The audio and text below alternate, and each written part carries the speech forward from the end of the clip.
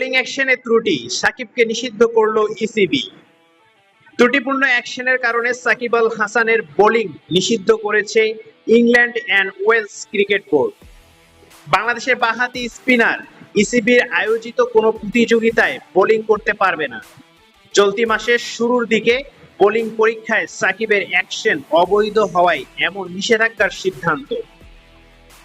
ESPN ক্রিক ইনফোর খবরে বলা হয়েছে, ইংল্যান্ডের লাফব্রো ইউনিভার্সিটির মেডিকেল বিভাগে বোলিং অ্যাকশনের পরীক্ষা দিয়েছেন সাকিব।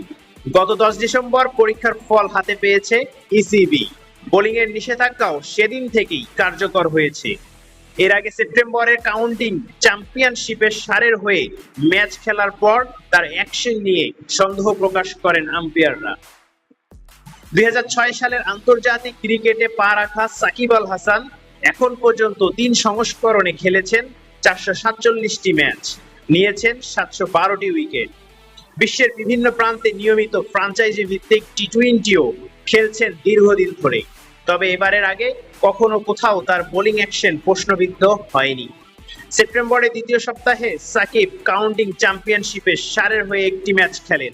সে ম্যাচে 2 ইনিংসে 63 ওভার হাত ঘুরিয়ে নেন 9 উইকেট। তবে সাকিবের অ্যাকশন প্রশ্নবিদ্ধ হওয়ার খবরটি সামনে আসে প্রায় 1 মাস পর। এরপর গত 2 ডিসেম্বর অ্যাকশন পরীক্ষা দেন সাকিব, যেখানে 4 ওভার বোলিং করেন তিনি। নিয়ম অনুযায়ী বল ডেলিভারির সময় বলারের কোনোই 15 ডিগ্রির বেশি বাঁকা হতে পারে না।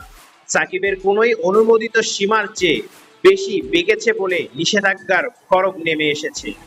তবে তার কোনোই কত ডিগ্রি বাঁকা হয়েছে তা জানা যায়নি। ইসিবির নিষেধাজ্ঞা থেকে মুক্তি পেতে হলে সাকিবকে স্বতন্ত্র মূল্যায়ন কেন্দ্রে অ্যাকশন পরীক্ষা করতে হবে। তবে ইংল্যান্ডের বাহিরে বল করতে কোনো বাধা নেই। যদি নিউজটি আপনার ভালো লেগে থাকে তাহলে চ্যানেলটি সাবস্ক্রাইব করে সাপোর্ট করবেন।